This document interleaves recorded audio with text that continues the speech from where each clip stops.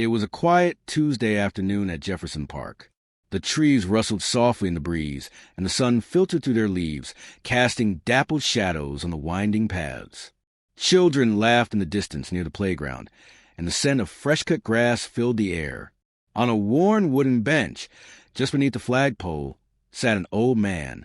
His posture was upright, his hands resting on a cane that stood between his knees. His hair was thin and white, his face lined with years of living. On his head, he wore a faded black cap with golden embroidery that read, Vietnam Veteran, U.S. Army. He wasn't there to draw attention. He simply came every Tuesday, like clockwork, to sit quietly and remember.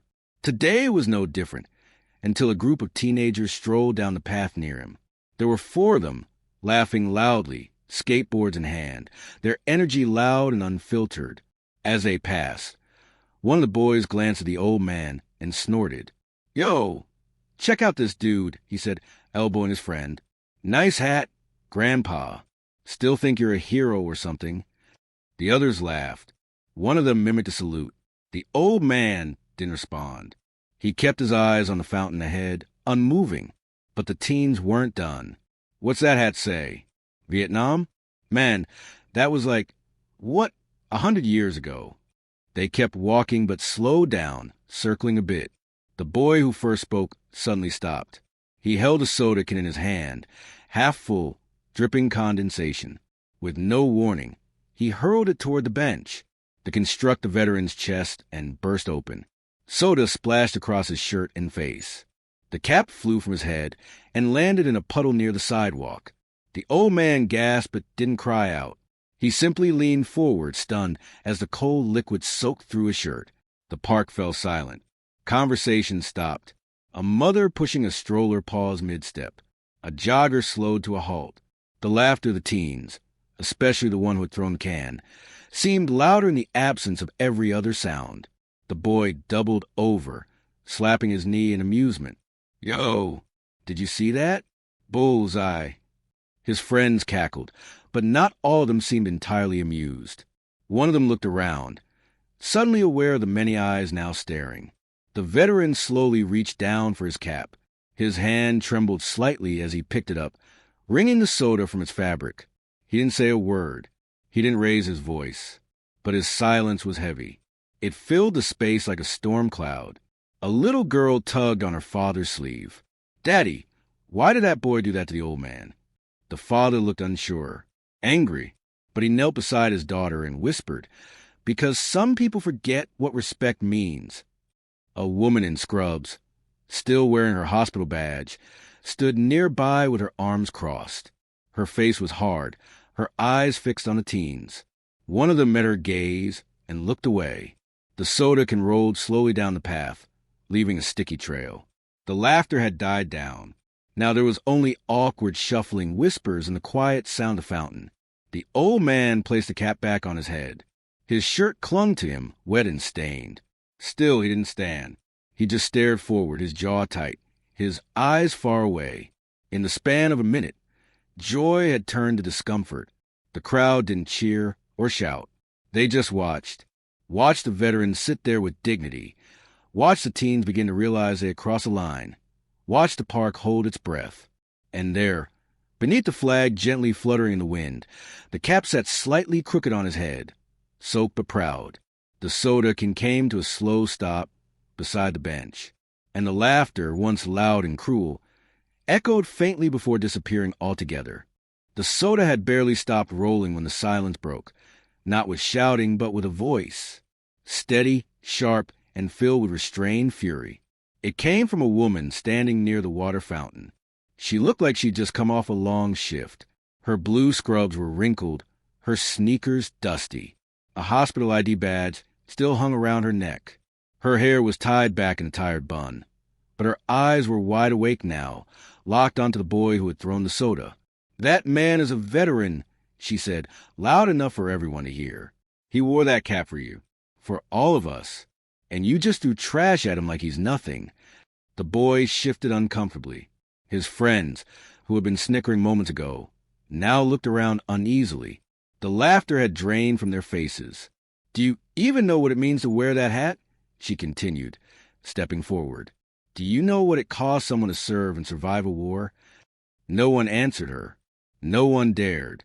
From the opposite side of the path, a man in an orange vest and worn-out jeans approached.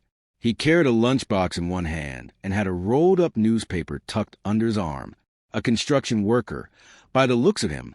Sunburned skin, calloused hands, dirt still clinging to his boots.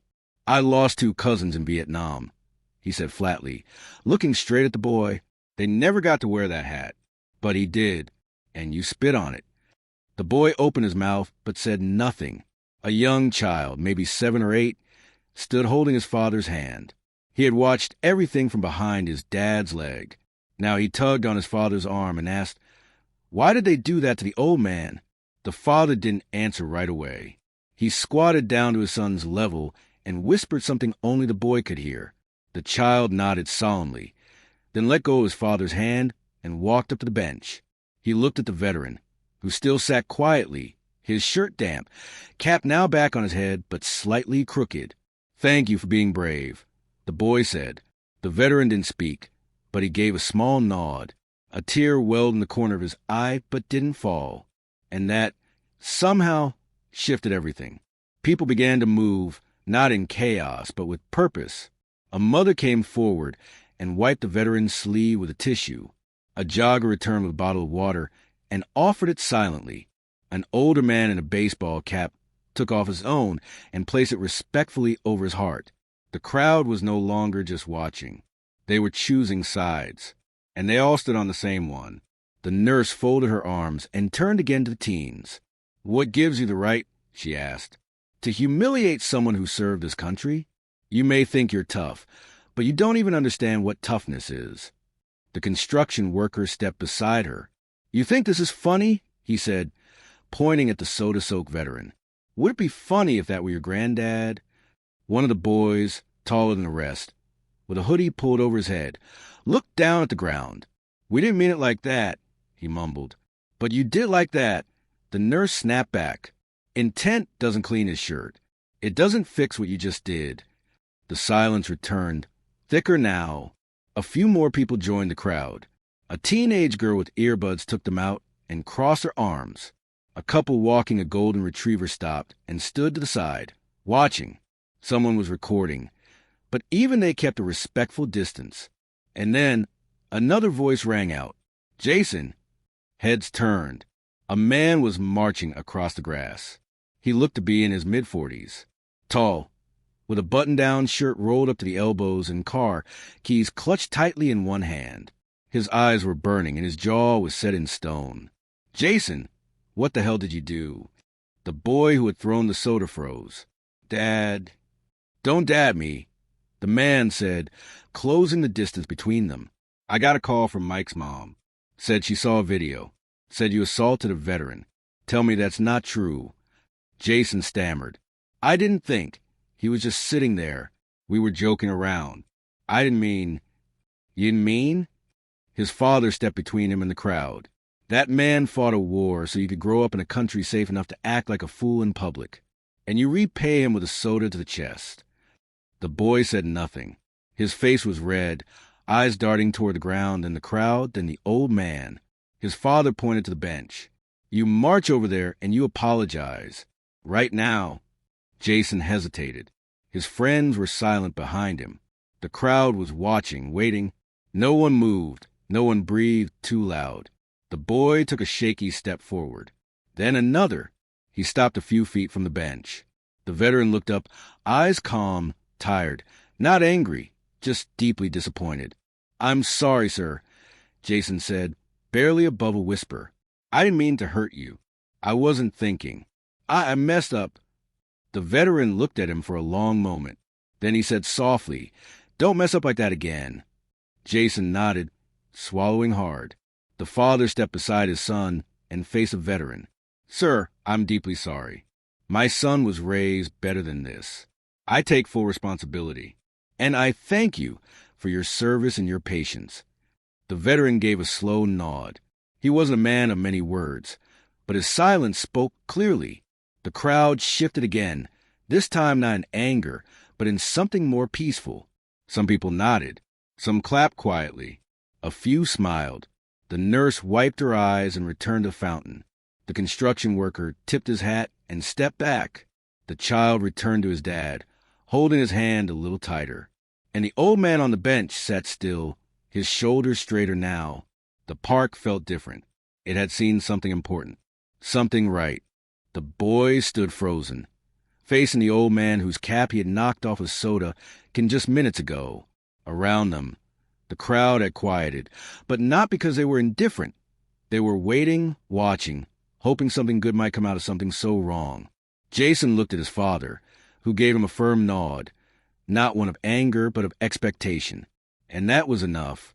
With hesitant steps, the teenager walked the final few feet to the veteran and, without another word, dropped to his knees on the concrete path.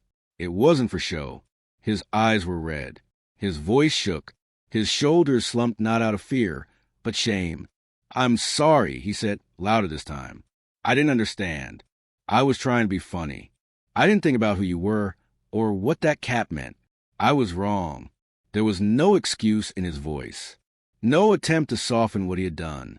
The veteran, still sitting on the park bench with his cap now back in place, soda stains drying on his shirt, looked at the boy for a long time. His eyes were not bitter. They were tired, yes, but behind them was something that had weathered far worse than a teenager's bad decision. "You think you're strong," the veteran said, voice gravelly with age and memory. "I was 18 when they dropped me in a jungle and told me to survive. I was 19 when I lost my best friend in an ambush. 20 when I came home to a country that didn't want to look me in the eye." Jason blinked and his lip trembled. "That cap," the veteran continued, tapping the brim with a crooked finger, "isn't just cloth and thread. It's every man I served with. Every night I laid awake wondering if I'd live to see sunrise. You don't have to understand that, but you will respect it." Jason nodded, still kneeling. "Yes, sir. I will. I swear." Behind them, the crowd stood still. No one said a word. A few had their hands clasped. Others had eyes full of tears. Jason's father stepped forward, placing a hand on his son's shoulder. Then he looked at the veteran. "He wasn't raised to act like this," the father said. "And that's on me. I thought I was doing enough, teaching him to say please and thank you, to hold the door open for his elders. But maybe I didn't teach him the one thing that matters most, reverence." He paused and added, "That's going to change." The veteran looked at him, then at the boy. "Then let today be the start of that change." The boy slowly stood up, brushing dust from his jeans, but his posture was no longer defensive. He looked humbled, like someone who had finally seen the edge of a cliff he didn't know he was walking toward. From the crowd, someone began to clap. It wasn't loud. It wasn't dramatic. Just a slow, soft clap, a symbol not of victory, but of something deeper. Forgiveness, redemption, dignity. Others joined in. The nurse from earlier wiped a tear from her cheek and clapped with quiet pride. The construction worker nodded once, satisfied. Even the little boy, still holding his dad's hand, clapped with small palms and a wide-eyed smile. Jason stepped aside as the veteran stood. It took him a second to find his footing. His knees were older now, his legs stiff. But when he rose, his spine straightened with the discipline of years in uniform. He adjusted his cap, still damp but now clean, thanks to the mother who had wiped it earlier, and faced the path ahead. The boy stepped closer and offered a hand, not out of obligation but respect. The veteran looked at it, then took it. Their handshake was brief, not dramatic, but it held the weight of understanding. A bridge had been built. The old man turned to leave, and as he walked, something beautiful happened. People stepped aside, creating a quiet path down the middle of the park. No one said, "Thank you," out loud. They didn't have to. Their faces said it. Their posture said it. Their presence said it. He walked with his head high, not because he had won something, but because he had been seen, recognized, defended, not just by one voice, but by a crowd who chose to stand up for what was right. Jason stood silently beside his father, watching the man disappear down the tree-lined path. Then he spoke, barely a whisper. "I'll never forget this." His father looked at him. "Good. That means you learned something. The nurse approached him gently, placing a hand on the father's arm. You did the right thing, she said softly. It's not easy raising kids these days, but what matters is how you handle the hard moments. He nodded, humbled. Thank you. People began to disperse, heading back to their walks, their errands, their afternoons, but the atmosphere remained changed. It was as if the park itself had taken a deep breath, held it, and now exhaled a quiet sense of peace. The old bench, still wet from soda, sat empty under the shade, but it had become something more, a place where mistake had turned into a lesson, where a boy became a little more of a man, where a community chose decency over silence. The veteran didn't look back. He didn't need to. He left with his cap cleaned, his dignity intact, and a warmth in his chest that hadn't been there when the day began. The kind of warmth that only comes when strangers decide that kindness still matters. And somewhere not far behind him, the echo of slow, steady clapping lingered on the breeze. If this story touched your heart, if it reminded you of a time when respect, kindness, and honor still mattered, then we'd be truly grateful for your support. Please take a moment to subscribe to our channel, Old Soldier Story, where we share powerful, meaningful tales that honor the lives and values of those who came before us. Give this video a like if you believe our veterans deserve more than just silence, and share with someone who needs to be reminded that there's still goodness and decency in the world. We also invite you to leave a comment below. Your thoughts, your memories, and your voice matter to us, and we read every single one. Thank you for listening. Thank you for remembering. From all of us here at Old Soldier Story, we'll see you in the next story.